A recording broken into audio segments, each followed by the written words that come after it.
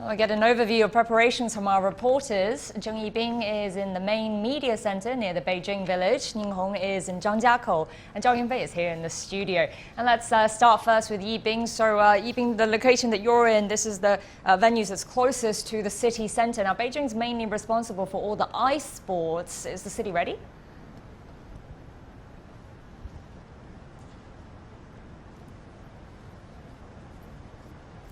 Well, yes, Jiayang, from the main media center, I can tell you that all the competition venues for Beijing 2022 have finished ice and snow making with green and advanced technologies. And the broadcasting and timing and scoring systems are also ready after rounds of testing. Now, the IOC, or the International Olympic Committee, says these have met the standards of holding the Olympic Games. Yes, we know that international athletes and officials are arriving in Beijing, and many who haven't are also enthusiastic about the Games, including the teams of Saudi Arabia, who just announced the establishment of their teams yesterday. And from today, the Olympic Village is in 3 competition areas officially open. I myself entered the closed loop for a report this morning. Well, the procedure of entering the closed loop is not difficult. This morning, I got all my staff for the next 2 months living and working here packed and headed towards the reserved hotel in the closed loop. Within 20 minutes, I passed the security check and checked in and got to the waiting area for the shuttle bus, which is convenient. I can find the timetable for the shuttle bus lines very easily between and among the venues and the hotels, and also the main media center. And after arriving at the main media center, it took me only 30 seconds to activate my credential here. So it says all, which means that I can enter all the venues. So it is a very good experience and very good start for my report during the next 2 months for the Winter Olympics and Paralympics. Back to you. It sounds like a really long staycation. Yibing, so you're at this media center. Tell us what this is about. How will it operate?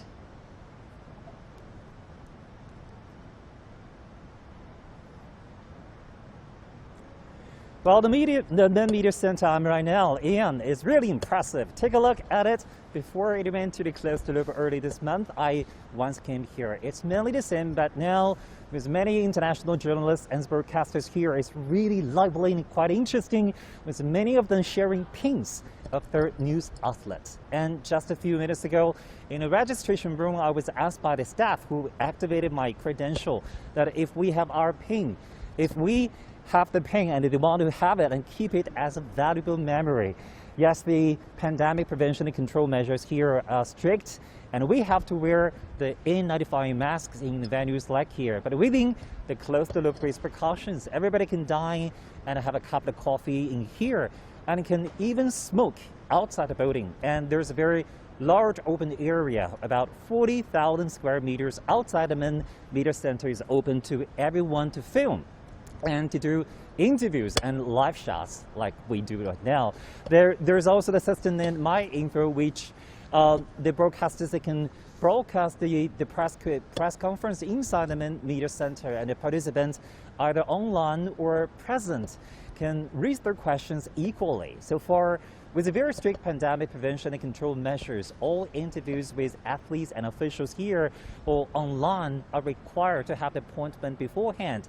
And I will share my experiences later. Back to you. All right, thank you so much. It's Zheng Yibing in Beijing for us.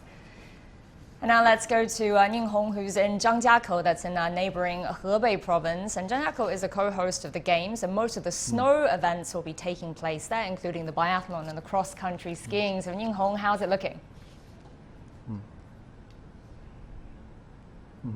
Well, I'm now right now outside of Olympic Village in Zhangjiakou competition zone, and today is the official opening of this village, and we're expecting a large group of athletes coming into this place to moving into the Olympic Village.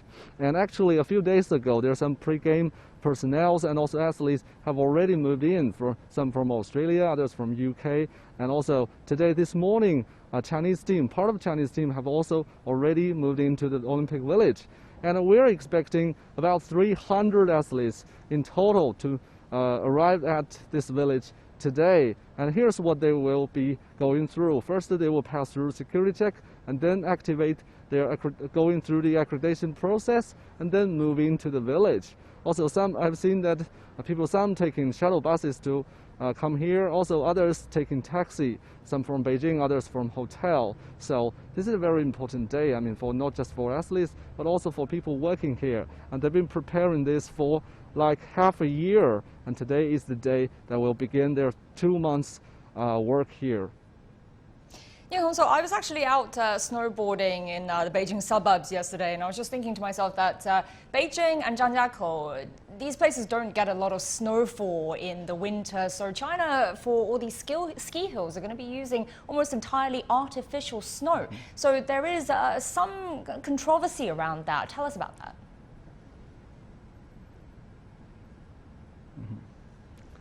Well, I think that the artificial snow is being used for almost every winter games, not just Olympics. But I think every athlete, especially in skiing, would agree that the artificial snow is in many ways different from natural snow, and this is because the core thing is for the safety of athletes. And I've walked on snow tracks that right in this competition venue, the snow tracks for cross-country skiing. I've talked to personnel, also technicians who are making snow for them and preparing the ski tracks for them, and they told me that the ski track is very important. It must meet certain criteria for the safety, also for the fairness of the game. For example, if the snow is too dry, then it's dry, then that is good. But if the snow is too wet, it may may not even, so not inconsistent, but consistent. If the snow is inconsistent, it may cause, it may endanger the lives of athletes during the competition, and also, you don't want to run into something like that, especially you're preparing for an important competition like this. So this is important for athletes as well. I think every athlete would know about this.